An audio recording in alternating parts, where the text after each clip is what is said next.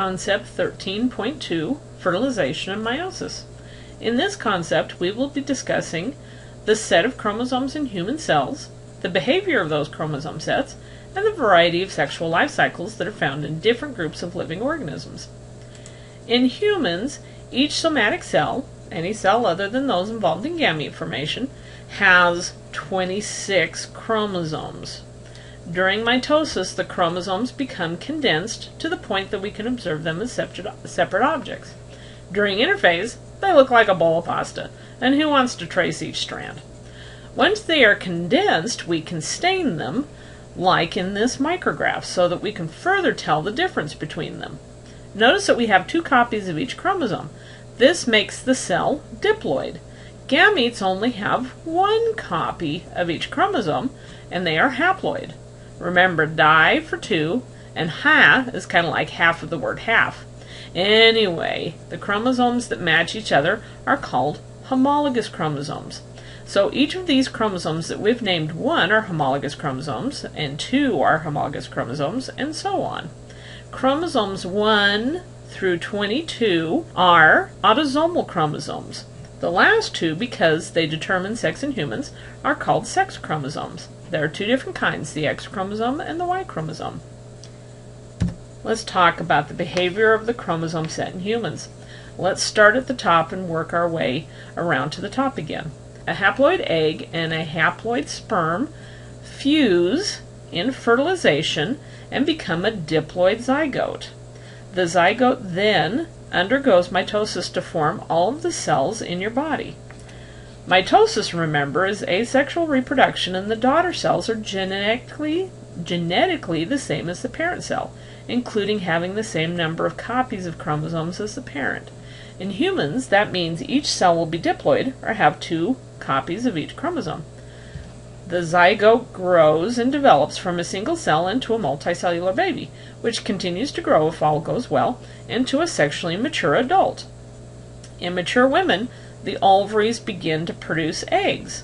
The diploid cells in the ovary divide, producing cells that have just 1 copy of each chromosome, or haploid cells.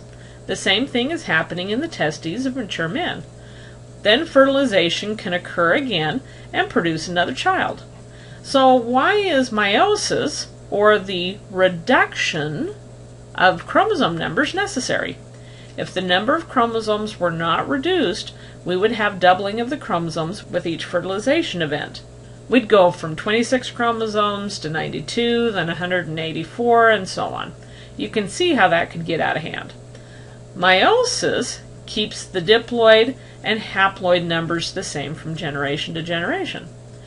So, in summary, in animals, the zygote and the multicellular animal are composed of diploid cells. Haploid cells are found only in the gametes, or eggs and sperm. But not all living things follow this pattern. Plants and some algae have a system wherein the haploid cells that result from meiosis move out and grow up to be multicellular plants. The spores produced by meiosis divide by mitosis, with each division resulting in haploid cells. Once the haploid plants grow up, they produce gametes, which fuse in fertilization to produce a diploid zygote. The zygote divides by mitosis, producing diploid cells to make a multicellular diploid plant. Weird, huh? But it works for them. Want to go another step weird? Most fungi, remember that fungi are molds and yeast, and some protists do the exact reverse of animals.